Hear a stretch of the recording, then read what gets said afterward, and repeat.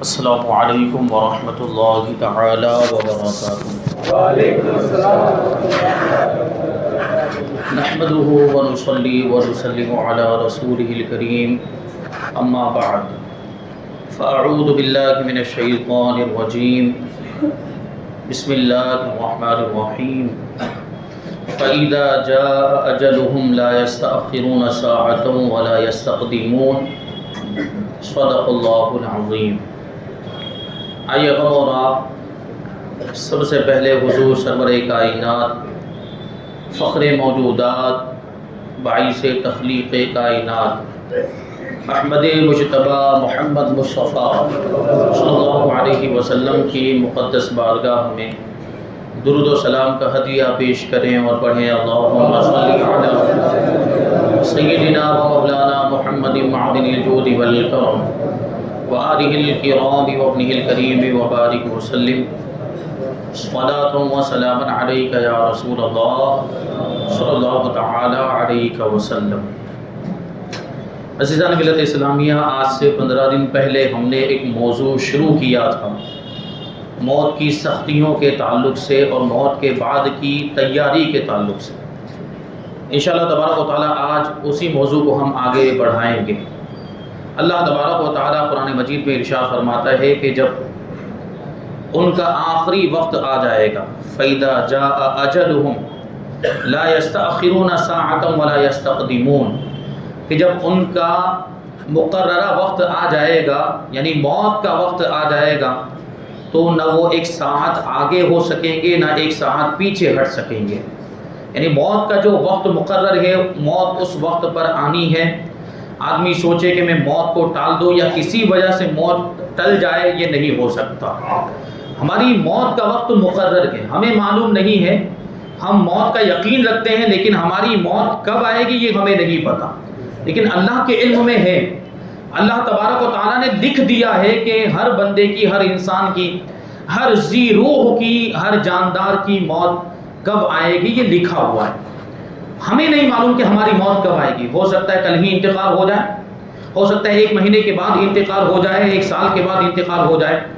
تو ہمیں موت کے بعد کی زندگی کی تیاری کرنی چاہیے، کیونکہ وہ ہمیشہ کی زندگی ہے۔ یہ جو زندگی، دنیا کی زندگی، یہ 4 دن کی زندگی ہے، اور آخرت کی زندگی وہ ہمیشہ کی زندگی۔ تو عقل مندی اسی میں ہے کہ بندہ اس زندگی کے لیے تیاری کرے جو ہمیشہ رہنے والی ہے۔ جب بندے کا آخری وقت آتا ہے، جب وہ سکرات کے عالم میں ہوتا ہے، تو سب سے پہلے اس کی قوت ناطقہ ختم ہو جاتی ہے، یعنی بولنے کی صلاحیت ختم ہو جاتی ہے۔ جب سکرات کے عالم میں بندہ ہوتا ہے، بول نہیں پاتا۔ اس وقت اس کے ساتھ کیا کیفیت ہوتی، کیا معاملات ہوتے ہیں، اس کو روایتوں میں بیان کیا گیا کہ سکرات کے عالم میں اس کو سب نظر آتا ہے، سب دکھائی دیتا ہے، فرشتے بھی دکھائی دیتے ہیں، اور ایسے وقت میں ہر آدمی کو پتہ چل جاتا ہے کہ اسلام حق ہے، اللہ تبارک و تعالی حق ہے، رسول اللہ صلی اللہ علیہ وسلم حق ہے، اسلام سچا دین ہے، سب اس کو سمجھ میں آ جاتا ہے۔ لیکن اس وقت کا ایمان مقبول نہیں۔ اس وقت اگر کوئی توبہ کرتا ہے، اس وقت اگر کوئی ایمان لاتا ہے تو توبہ قبول نہیں ہوگی، اور ایمان اس کا قابل قبول نہیں ہوگا، نہیں مانا جائے گا۔ کیوں؟ کیونکہ وہ سب دیکھنے کے بعد، وہ مشاہدہ کرنے کے بعد، فرشتوں کو دیکھنے کے بعد ایمان لا رہا ہوتا ہے اور توبہ کر رہا ہوتا ہے، اس وقت اس کی توبہ نہیں مانی جائے گی۔ تو دیکھیں فرشتے کیسے آتے ہیں اس کے پاس، مرنے والے کے پاس، جو مرنے کے قریب ہوتا ہے ایک فرشتہ اس کے پاس آتا ہے اور آ کر کہتا ہے کہ اے اللہ کے بندے تجھ پر سلامتی ہو، میں تیرا رزق کا موکل ہوں، یعنی مجھے تیرے رزق کا نگہبان بنایا گیا، لیکن آج کے دن میں نے مشرق سے لے کر مغرب تک اور شمال سے لے کر جنوب تک، یعنی پورا پچھم اتر دکن، پوری روئے زمین میں تیرے لیے رزق تلاش کیا کہ کہیں تیرا رزق موجود ہو، لیکن تیری قسمت میں مجھے ایک لقمہ بھی نہیں مل سکا۔ آج کے دن تیری قسمت میں ایک نوالا بھی لکھا ہوا نہیں ہے۔ یہ کہہ کر وہ فرشتہ چلا جاتا ہے۔ پھر ایک دوسرا فرشتہ آتا ہے اور آنے کے بعد اس سے کہتا ہے کہ میں تیرے لیے ٹھنڈے پانی کا موکل ہوں، مجھے تیرے لیے ٹھنڈا پانی پہنچانے پر مقرر کیا گیا، لیکن آج کے دن میں نے روئے زمین کے سارے دریاؤں کو دیکھا، ساری نہروں کو دیکھا، سارے چشموں کو دیکھا، ساری ندیوں اور کنووں کو دیکھا، لیکن تیرے نصیب میں ایک گھونٹ پانی نہیں لکھا ہوا ہے، یعنی آج تجھے پانی پینا نصیب نہیں ہوگا کیونکہ تو دنیا سے جانے والا ہے۔ پھر یہ فرشتہ بھی چلا جاتا ہے۔ تیسرا فرشتہ فرشتہ آتا ہے اور آنے کے بعد کہتا ہے کہ میں تیری سانسوں پر مقرر کیا گیا ہوں، میں تیری سانسوں کا نگہبان ہوں، لیکن آج تیری قسمت میں ایک بھی سانس لکھی ہوئی نہیں ہے، یعنی تو روئے زمین پر اس دنیا میں اب مزید سانسیں نہیں لے پائے گا، تو مر جائے گا، تیرا انتقال ہو جائے گا، تیری سانسیں بند ہو جائیں گی۔ یہ کہہ کر وہ فرشتہ بھی چلا جاتا ہے۔ پھر چوتھا فرشتہ آتا ہے اور وہ بھی آنے کے بعد کہتا ہے اللہ کے بندے تجھ پر سلامتی ہو، میں تیری عمر پر مقرر کیا گیا ہوں، میں تیری عمر کا نگہبان ہوں، اور آج تیری عمر ختم ہو چکی ہے، تیری زندگی کا ایک بھی لمحہ باقی نہیں بچا ہے۔ آج تیرا حال یہ ہے کہ یہ تیرا جو روح کا شہباز، یہ روح کا جو پرندہ ہے جو تیرے جسم کی رونق ہوا کرتا تھا، آج اس قفس عنصری سے، یہ جسم کے پنجرے سے یہ پرندہ آزاد ہو جائے گا اور آج تو اپنی اصل کی طرف لوٹ جائے گا، آج تو اپنے اصل ٹھکانے میں پہنچ جائے گا، یعنی آج تیرا انتقال ہو جائے گا۔ یہ آخری وقت میں فرشتے آتے ہیں اور اس طرح مرنے والے سے گفتگو کیا کرتے ہیں۔ یہ چاروں فرشتوں کے جانے کے بعد کرامن کاتبین اس کے پاس آتے ہیں، مرنے والے کے پاس۔ کرامن کاتبین کون؟ کرامن کاتبین یہ وہ فرشتے ہیں جو بندے کے اعمال لکھتے ہیں، اچھے برے اعمال لکھتے ہیں، اور آنے کے بعد اس مرنے والے سے کہتے ہیں کہ ہم کرامن کاتبین ہیں، تیری بدیوں کو لکھنے والے، تیری برائیوں کو لکھنے والے اور تیری نیکیوں کو لکھنے والے۔ ہم آج تک تیری برائیوں کو لکھا کرتے تھے، آج تک تیری نیکیوں کو لکھا کرتے تھے، لیکن آج تیری برائیوں کا اور نیکیوں کا سلسلہ ختم ہو چکا ہے۔ آج نامہ اعمال بند کر دیے گئے، آج رجسٹر بند کر دیے گئے، آج نامہ اعمال مکمل ہو گئے اور ان کو بند کر کے اللہ کی بارگاہ میں پہنچا دیا جائے گا۔ پھر ان میں سے جو بائیں جانب والا فرشتہ ہوگا وہ سیاہ رنگ کا نامہ اعمال نکالے گا، سیاہ رنگ کا ایک رجسٹر نکالے گا اور اس کے سامنے رکھ کر کہے گا کہ لے پڑھ لے اس میں کیا لکھا ہوا ہے۔ جب مرنے والا اس میں پڑھے گا تو بے شمار برائیاں اس میں پائے گا، بے شمار گناہوں کو دیکھ کر وہ پریشان ہو جائے گا اور بدحواس ہو جائے گا، اس کے ہوش اڑ جائیں گے اور اسی عالم میں وہ ادھر ادھر دیکھنے لگے گا لیکن کچھ بول نہیں پائے گا۔ پھر وہ فرشتہ اس کا نامہ اعمال اس کے سرانے رکھ کر یہ فرشتے غائب ہو جائیں گے، نگاہوں سے اوجھل ہو جائیں گے، لیکن مرنے والا یہ سارے مناظر دیکھتا ہے اور ان کا مشاہدہ کرتا ہے۔ تو ان ساری چیزوں سے ہمیں عبرت حاصل کرنی چاہیے، سبق حاصل کرنا چاہیے کہ اصل زندگی مرنے کے بعد کی زندگی ہے، ہمیں اس کے لیے تیاری کرنی چاہیے۔ جب آدمی مرنے کے قریب ہوتا ہے تو ایک روایت میں آیا ہے کہ یہ دنیا جس کی لالچ میں، یہ دنیا جس کو حاصل کرنے کے لیے، مال و دولت کو حاصل کرنے کے لیے ہم پوری زندگی محنت کرتے رہتے ہیں، پوری زندگی مشقت برداشت کرتے ہیں، تکلیفیں برداشت کرتے ہیں، یہ دنیا آخری وقت میں ایک بڑھیا کی شکل میں آتی ہے اور آنے کے بعد مرنے والے سے کہتی ہے کہ اے گنہگار، تو اب تجھے اپنے پروردگار سے شرم نہیں آئی کہ پوری زندگی تو نے مجھے حاصل کرنے میں خرچ کر دی، دنیا حاصل کرنے میں خرچ کر دی اور جائز ناجائز سارے طریقے اختیار کیے اور اللہ تبارک و تعالیٰ سے بے خوف ہو کر خواہشات نفسانی کے بہکاوے میں آ کر تو گناہوں میں مشغول رہا، حلال و حرام کی تمیز تجھے نہیں رہی، حرام کام بھی کرتا رہا، حرام روزی کماتا رہا، ناجائز طریقوں کو تو نے اختیار کیا۔ آج تو مرنے والا، جبکہ تو دنیا میں سوچا کرتا تھا کہ مجھے مرنا نہیں، میں مرنے والا نہیں ہوں، تو یہ دنیا جو بڑھیا کی شکل میں آئے گی وہ مردے سے کہے گی کہ آج میں تجھ سے بھی بیزار ہوں اور تیرے برے اعمال سے بھی بیزار ہوں، تو نے ناجائز طریقوں سے مجھے کمایا، تو نے ناجائز طریقوں سے پوری زندگی محنت کر کے مجھے حاصل کیا، لیکن نہ خود خرچ کیا، نہ فقیروں پر خرچ کیا، نہ مسکینوں اور غریبوں کے درمیان تقسیم کیا، دیکھ آج میں تیرے دشمنوں کے قبضے میں چلی گئی۔ یعنی دنیا مرنے کے بعد، انسان کے مرنے کے بعد اس کے وارثوں کی ہو جائے گی اور وارث دشمنوں جیسا برتاؤ کریں گے۔ اس وقت آپ کے مرنے کے بعد آپ کو ایک لمحے کے لیے بھی گھر میں رکھنا گوارا نہیں کریں گے، اپنے پاس رکھنا گوارا نہیں کریں گے، اٹھا کر لے جائیں گے، غسل دے کر نماز جنازہ پڑھ کے قبرستان میں دفن کر دیں گے۔ یہ دشمنوں جیسا برتاؤ کریں گے، خود آپ کے رشتہ دار، آپ کے بیٹے، آپ کی اولاد، آپ کے چاہنے والے، آپ کے عزیز و اقارب آپ کے ساتھ یہ دشمنوں جیسا برتاؤ کریں گے۔ یہ دنیا کا قانون ہے، یہ فطرت کا قانون ہے۔ تو یہ جو مال و دولت ہے یہ کام آنے والا نہیں ہے۔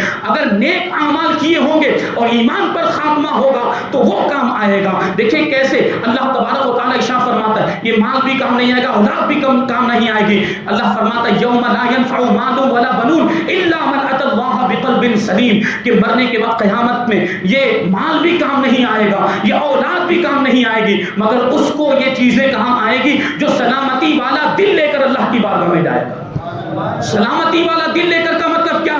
جو گناہوں سے محفوظ ہوگا، اگر گناہ ہوئے بھی ہوں گے تو گناہوں سے توبہ کر لی ہوگی اور نیکیوں کا وہ اس کے پاس ایک ذخیرہ ہوگا. نیک آدمی متقی پرہیزگار جب میدان محشر میں پہنچے گا تو پھر اس کو اس کا مال بھی کام آئے گا اور اس کی اولاد بھی کام آئے گی. کیونکہ کیا مطلب ہوا, جو نیک آدمی ہوگا تو وہ دنیا میں رہتے ہوئے اپنے مال کو اچھے کاموں میں خرچ کرتا رہا ہوگا, نیک کاموں میں اس نے اپنے مال کو خرچ کیا ہوگا, دینی کاموں میں اپنے مال کو خرچ کیا ہوگا, اپنے مال کے حقوق ادا کیے ہوں گے اور اپنی اولاد کی بھی اس نے صحیح تربیت کی ہوگی, ان کو دین کا علم سکھایا ہوگا, ان کو نمازی بنایا ہوگا, ان کو نیک متقی بنایا ہوگا, تو اسے اس کا یہ مال بھی کام آئے گا اور اس کی اولاد بھی کام آئے گی. تو اگر ہم چاہتے ہیں کہ ہمیں ہمارا مال کام آئے, ہماری اولاد کام آئے, تو مال کو اچھے کاموں میں خرچ کریں, برے کاموں میں گناہوں کے کاموں میں خرچ نہ کریں, اور اولاد کو نیک بنائیں, متقی پرہیزگار بنائیں, نمازی بنائیں, تو یہ اولاد آپ کی نجات کا ذریعہ بنے گی. وہ قیامت میں ہر کوئی خواہش کرے گا, کیونکہ جب دیکھے گا کہ یہاں تو معاملہ ایسا ہے اور گناہ کر کے پہنچا ہے تو گناہوں کی سزا, گناہ کا عذاب اس کے سامنے ہوگا, تو وہ اللہ تبارک و تعالیٰ کی بارگاہ میں عرض کر کے رب ارجعون لعلی اعمل صالحا فیما ترکت اللہ, اے پروردگار مجھے واپس بھیج دے, مجھے واپس دنیا میں بھیج دے, تاکہ جو دنیا چھوڑ کر آیا وہاں جا کر میں پھر سے نیک کام کر سکوں, نیکیوں کا ذخیرہ جمع کر سکوں. لیکن اسے جواب ملے گا کہ اب واپس جانے کی کوئی صورت نہیں. ایک بار مر گیا بندہ, ایک بار انتقال ہو گیا, اب دنیا میں واپس نہیں آ سکتا. جو نیک کام کرنے ہیں ابھی کر لیجئے, جو اچھے کام کرنے ہیں ابھی کر لیجئے. ایک بار موت آ گئی پھر آپ کو نیکیاں کرنے کا موقع نہیں ملے گا, آپ کو اچھے اعمال کرنے کا موقع نہیں ملے گا, پھر سیدھا جزا اور سزا کا معاملہ ہوگا. اس لیے غور کریں کہ ہم نے کتنے نیک کام کیے, کتنی برائیاں کی ہیں. اگر برائیاں زیادہ ہیں, برائیوں کو کم کرنے کی کوشش کریں اور نیکیاں زیادہ کرنے کی کوشش کریں. نمازی بن جائیں, متقی پرہیزگار بن جائیں, اللہ کے فرما بردار بن جائیں, کیونکہ یہی کام, یہی چیزیں آپ کو کام آنے والی ہیں, واپس نہیں.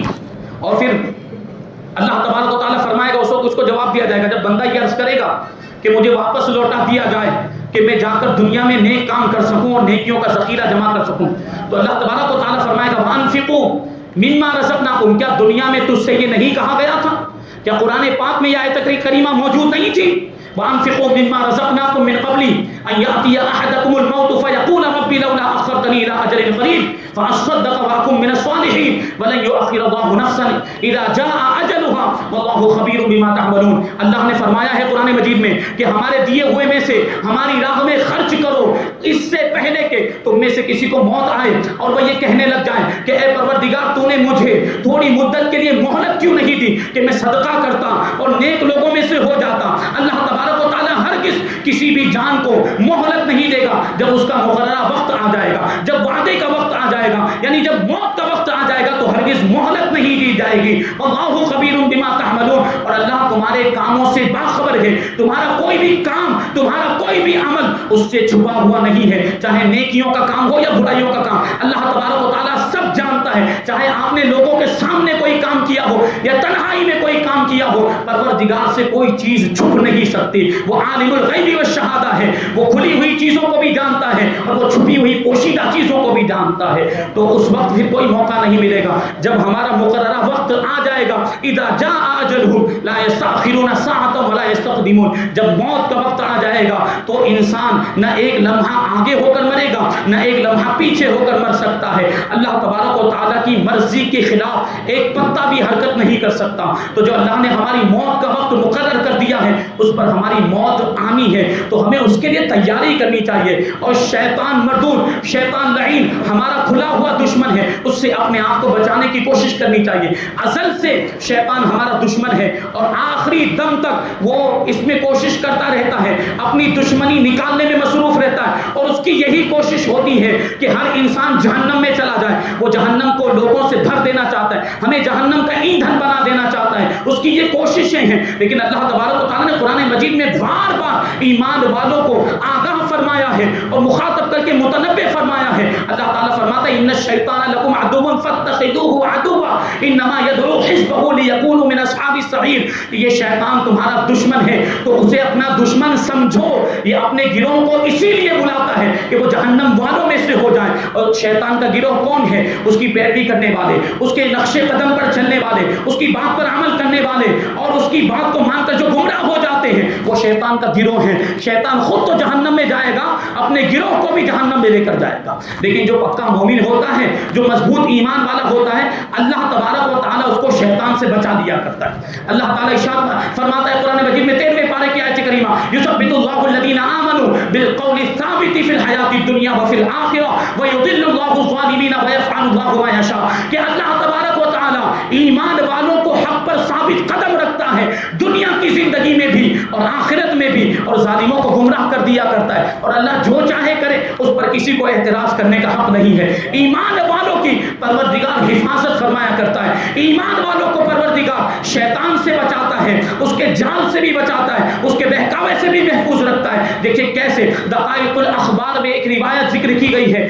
کہ جب آخری وقت آتا ہے تو انسان پر فطرتی طور پر، قدرتی طور پر پیاس کا غلبہ ہو جاتا ہے، پیاس غالب آ جاتی ہے، اور پیاس ایسی شدت کی ہوتی ہے کہ اگر پوری روئے زمین کے دریاؤں کا پانی بھی اس کو پلا دیا جائے پھر بھی وہ پیاس نہیں بجھ سکتی، ایسی پیاس لگتی ہے آخری وقت میں۔ اور ایسے وقت میں یہ شیطان مردود جو انسان کا کھلا ہوا دشمن ہے، یہ مرنے والے کے قریب آتا ہے اور مرنے والے کے سرہانے پر وہ کھڑا ہو کر اس کے ہاتھ میں ایک ٹھنڈے پانی کا پیالہ ہوتا ہے، وہ ٹھنڈے پانی کا پیالہ مرنے والے کو دکھاتا ہے جسے اتنی شدت کی پیاس لگی ہوئی ہوتی ہے۔ جب مرنے والا وہ ٹھنڈے پانی کے پیالے کو دیکھتا ہے تو وہ پیالہ مانگتا ہے، اسے نہیں پتا چل پاتا کہ یہ کون پیالہ لے کر آیا، یہ کون پانی لے کر آیا، وہ نہیں جان پاتا کہ یہ شیطان مردود ہے، میرا کھلا ہوا دشمن ہے۔ تو مرنے والا اس سے وہ پانی مانگتا ہے کہ یہ پانی کا پیالہ مجھے دے دے پینے کے لیے، تو شیطان اس وقت کیا کہتا ہے؟ دیکھیے آخری وقت بھی وہ انسان کو گمراہ کرنے کی کوشش کرتا ہے، اس کے ایمان کو چھیننے کی کوشش کرتا ہے۔ شیطان کہتا ہے کہ یہ پانی میں تجھے دے تو دوں،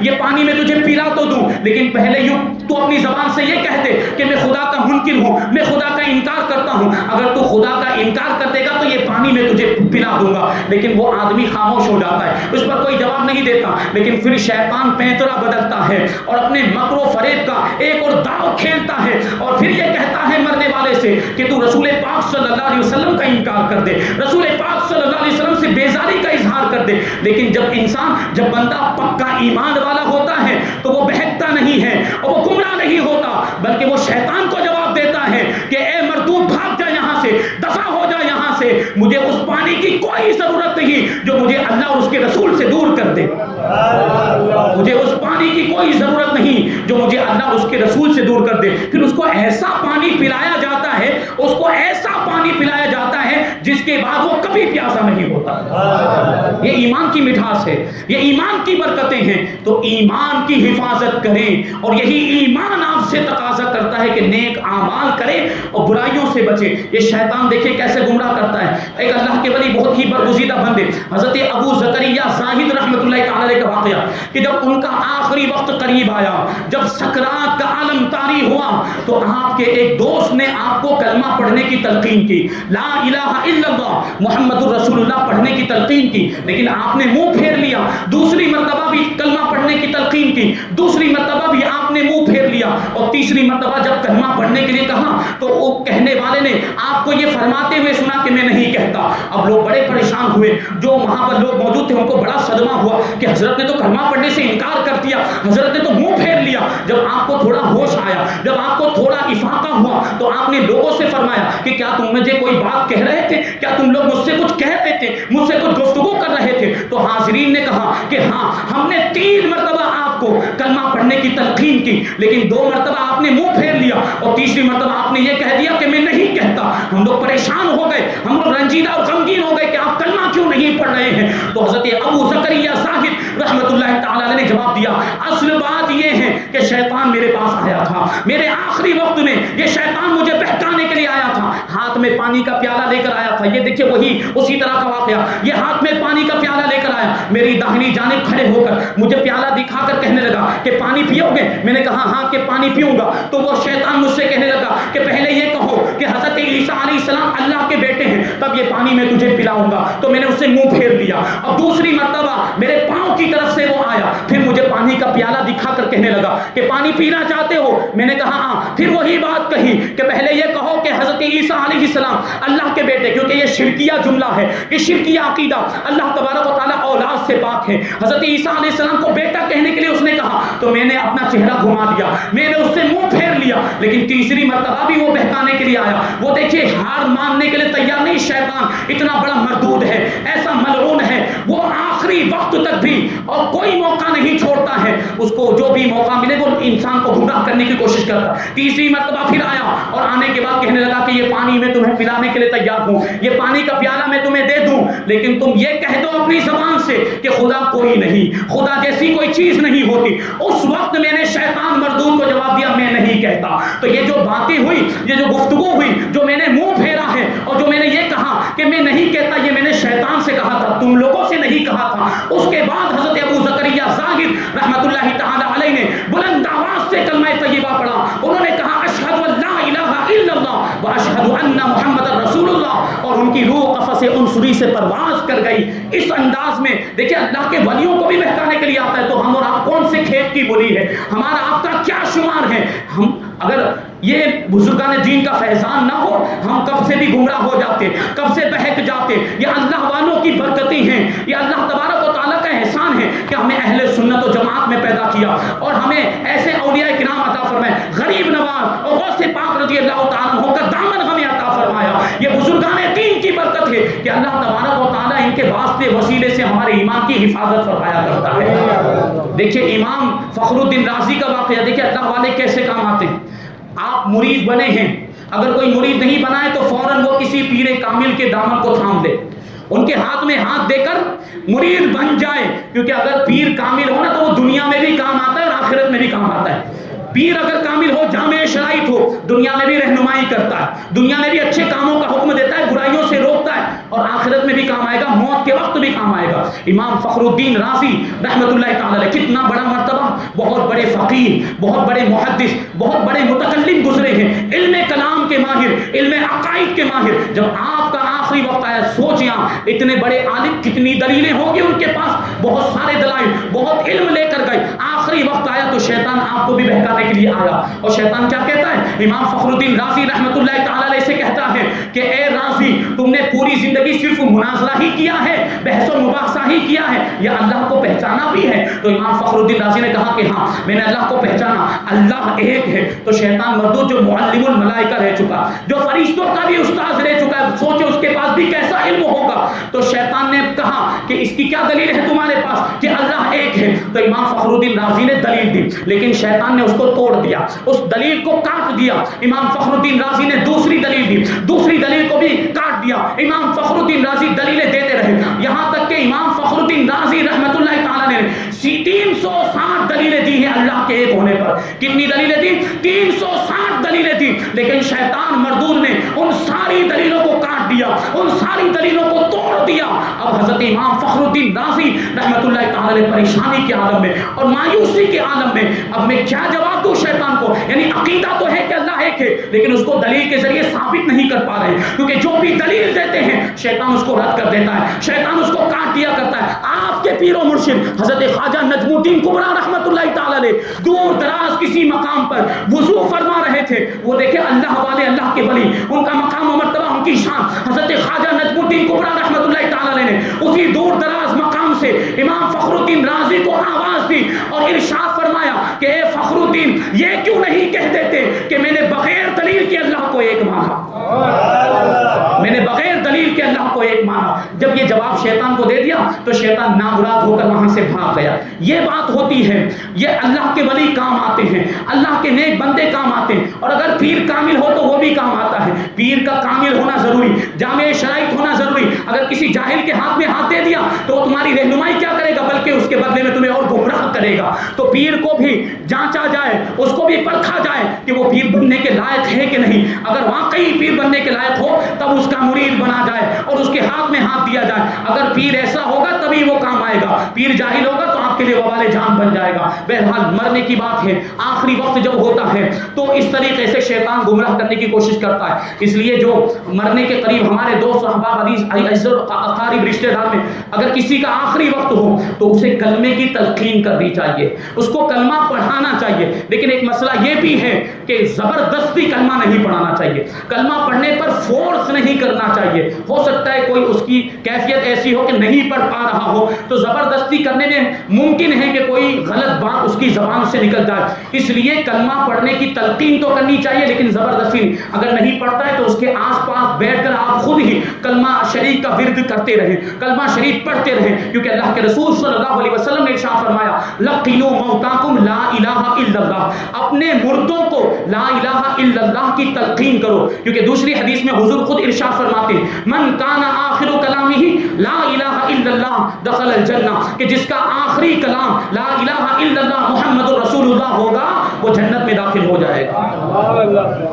تو کلمے کی تلقین کرنی چاہیے. ایک روایت میں آیا حضرت سعد بن ابی وقاص رضی اللہ تعالیٰ عنہ سے روایت کہ جو شخص اپنے مرض الموت میں, یعنی وہ بیماری جو آخری بیماری کہی جاتی جس کے بعد عام طور پر بندے کا انتقال ہو جاتا ہے, تو حضور فرماتے ہیں کہ جو شخص اپنے مرض الموت میں اپنی آخری بیماری میں 40 مرتبہ لا الہ الا انت سبحانک انی کنت من الظالمین پڑھے گا, اگر وہ اسی مرض میں مر جائے گا تو اللہ اس کو شہید کا مرتبہ عطا فرمائے گا, اور اگر اس سے شفا پا جائے گا تو اس کے سارے گناہوں کی بخشش ہو جائے گی.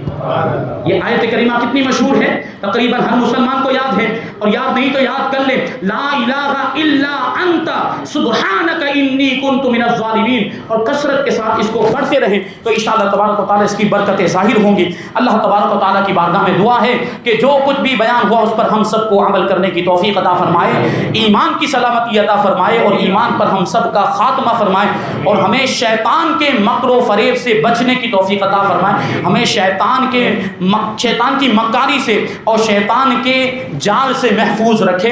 وما علینا الا البلاغ, اور سنت ادا کر.